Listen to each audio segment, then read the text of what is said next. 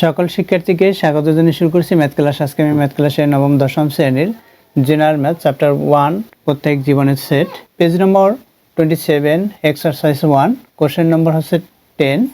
এটি 2024 অর্থাৎ নূতন কারিকুলাম অনুসারে বা নূতন সিলেবাস অনুসারে। তাহলে দেখো নম্বর 10-এর 1 নম্বর, দেখো এখানে পি ক্রস কিউ এবং আর, দেখো এখানে পি ক্রস আর এবং আর ক্রস কিউ নির্ণয় করো।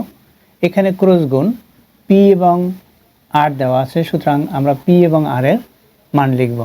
এখানে দেখো যেহেতু পি এবং আর দেওয়া আছে, এখানে পি এর মান এটা, আর ইকুয়াল এটা দেওয়া আছে, তাহলে আর এর মান আমাদের বের করতে হবে। তাহলে লিখি প্রথমে নম্বর 1 দেওয়া আছে পি ইকুয়াল 0, 1, 2, 3 এবং Q equal comma Q equal 1, Q equal হচ্ছে 1, 3, 4 এবং R equal P intersection Q.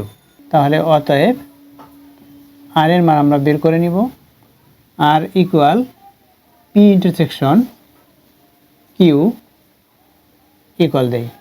দেখো পি ইন্টারসেকশন কিউ অর্থাৎ পি এর মান প্রথমে লিখতে হবে। পি এর মান কি 0 থেকে 3 পর্যন্ত, অর্থাৎ 0, 1, 2, 3, এরপর ইন্টারসেকশন কিউর মান কি, দেখো এখানে কিউর মান 1, 3, 4 ইকুয়াল, দেখো ইন্টারসেকশন হচ্ছে কমন, সুতরাং এই দুইটি সেটের মধ্যে যে উপাদানগুলো একই সেটা হচ্ছে কমন। অবশ্যই এটা তোমরা জানো যে এখানে কমন কি হয়, যেটা দুইটির মধ্যে বা দুই বা ততোধিক রাশির মধ্যে যে রাশি একই সেটাই কমন। এখানে 1 আছে, এখানে 1 আছে, 1 কমন।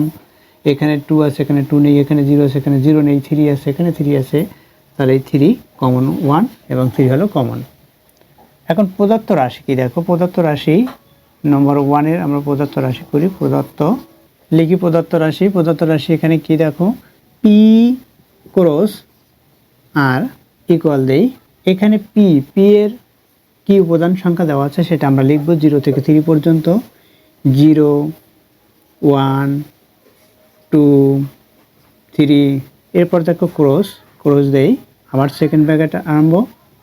আর এর উপাদান সংখ্যা কি দেওয়া আছে 1, 3, ক্রস গুণ অনুসারে আমরা কি লিখতে পারি, ইকুয়াল দেই। এখানে এগুলো এভাবে মান বসিয়ে না লিখেও করা সম্ভব হয়, অর্থাৎ এটা এই মানগুলোর দিকে অর্থাৎ এই উপাদান সংখ্যার দিকে তাকিয়ে লেখা যায়। দেখো কার্তেশীয় গুণজের সংজ্ঞানুসারে ক্রস গুণের শর্ত কি, আমরা জানি এ ক্রস বি ইকুয়াল সেট, যেহেতু সেকেন্ড ব্র্যাকেট যা নির্দেশ করে সুতরাং সেকেন্ড ব্র্যাকেট দিতে হবে।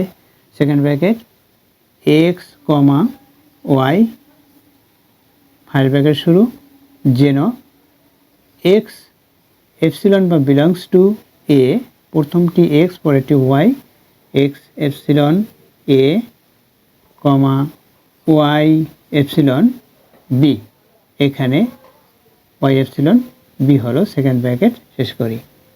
এটা হচ্ছে কার্তেশীয় গুণজের সংজ্ঞানুসারে এক্স এপসিলন বা বিলংস টু এ, অর্থাৎ এক্স এর সদস্য হচ্ছে এই প্রথমটি, এটা হচ্ছে ওয়াই এর সদস্য, এই অনুসারে অর্থাৎ এক্স ওয়াই এভাবে লিখতে হয়। যেহেতু সেট সুতরাং সেকেন্ড ব্র্যাকেট দিয়ে শুরু করতে হবে। সেকেন্ড ব্র্যাকেট এখানের এগুলো হচ্ছে এক্স, এগুলো হচ্ছে ওয়াই, সেই অনুসারে আমাদের লিখতে হবে এক্স কমা ওয়াই।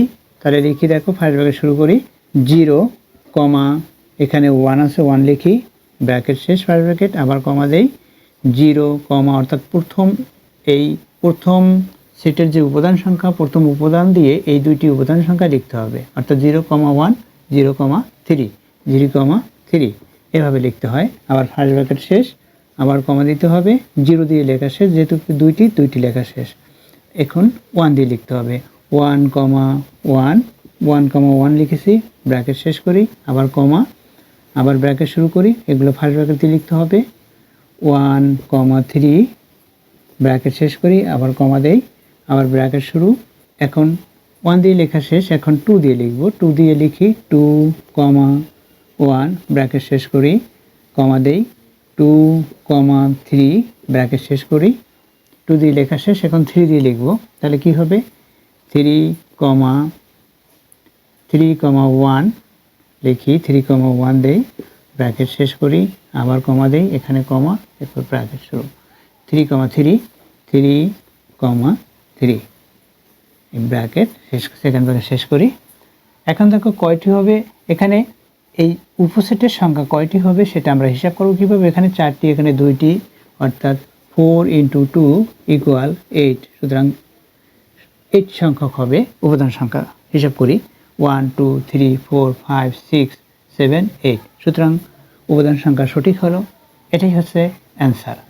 দেখো এখানে XεA অর্থাৎ প্রথমটি, এই ক্রমজোড়ের প্রথমটা হচ্ছে A এর, এখানে x, y এই অনুসারে আমাদের লিখতে হয়। এখানে x, y x, y x, y এভাবে এইটুকু, অর্থাৎ এগুলো হচ্ছে x, y x, y এভাবে, এইভাবে লেখা x, y।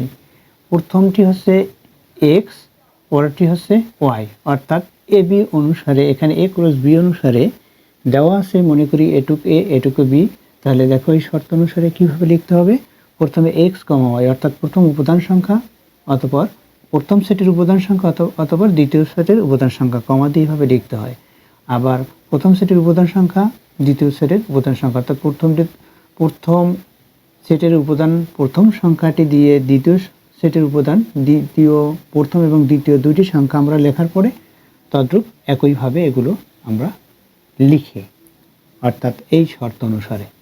আশা করি এটি বুঝতে পেরেছো।